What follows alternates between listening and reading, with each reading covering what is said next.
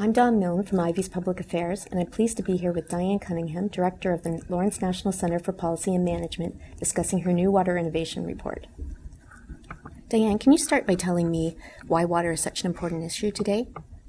Well, water is an important issue because there is good science to tell us that we should be conserving it so that we can not only consume it here in Canada, but around the world in the future, due to a number of reasons. The most important being there will be many more people, and we have less water in the world now than we did 100 years ago, and that's fresh water, potable water, water for consumption by human beings and animals. And I think the other reason is basically that we don't only have more people, but there's a myth about the abundance of water.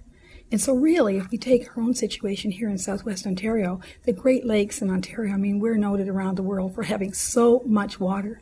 So we have to protect that legacy, and we can't use more water than what we really need. And we have a big job to do, and that's why agriculture is so important, because it is deemed to be a huge user of water, and there are a lot of myths around that as well.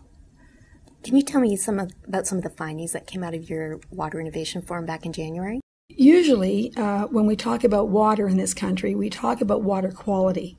In this conference, we were looking at water quantity. How much water do we use? And we found out a couple of things. First of all, we really don't know. We don't have enough good data. We don't do the kind of monitoring we need to do, the reporting we need to do.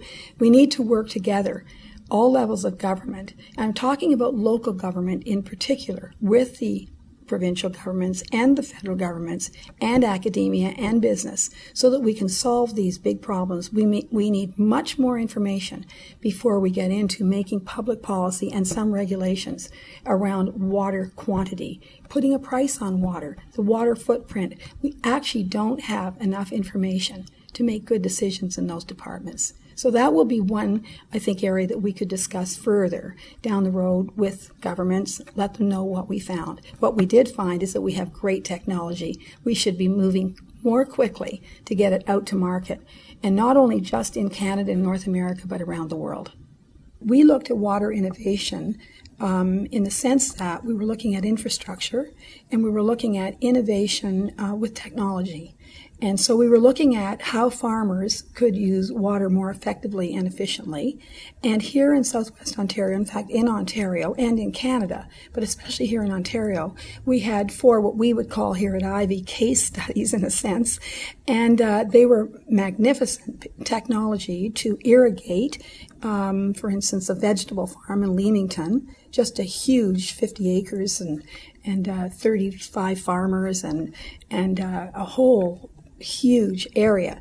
One day they sat back and said, why are our crops dying in the middle of summer? And they looked out at Lake Erie and said, why can't we use that water? So they have an irrigation strategy. So we had many examples of good irrigation strategies, good water strategies that are useful to farmers so that they can be more efficient and use less water in the production of food, in the production of taking care of animals, and in the production of crops. And I think the main recommendation to government is we have to move more quickly when it comes to the development and export of good technology that's created right here in Canada and in Ontario. You mentioned one of the purposes of the forum was to make good decisions for the future. Can you tell me what's needed going forward to make Canada more competitive in this industry? Well, I think the beginning would be the technology. That's what we're good at. Our farmers are great farmers. We grow many more crops on much less acreage and use less water than in the past. That's behind the farm gate. In front of the farm gate, we actually have manufacturers that get out there and have products. In this case, we were looking at potato chips and the amount of water that's used from the potato to create these potato chips. And that's a competitive company around the world, Frito-Lay. And we in Canada, here in Ontario, have to be competitive with our plants, or big companies like that just come and say, you know what, we can do better in countries around the world that actually have droughts. And they're better at technology because need does drive technology. I think for sure we have to work together. Business is ahead of government when it comes to creating these new technologies and new systems. Farmers are business people. They're way ahead of government. So government has to work with them as they come up with new policies to support investment, because that's what we want in Ontario. We want people to put money here so that we can create this investment and new infrastructure. It's not just government. It's the 3 Ps, It's really, really, really, truly, it's business and government.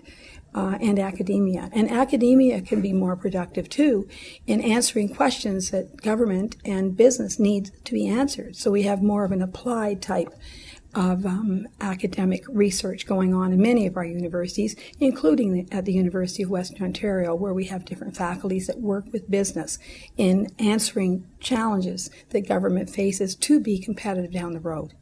Thank you very much, Dianne. Welcome.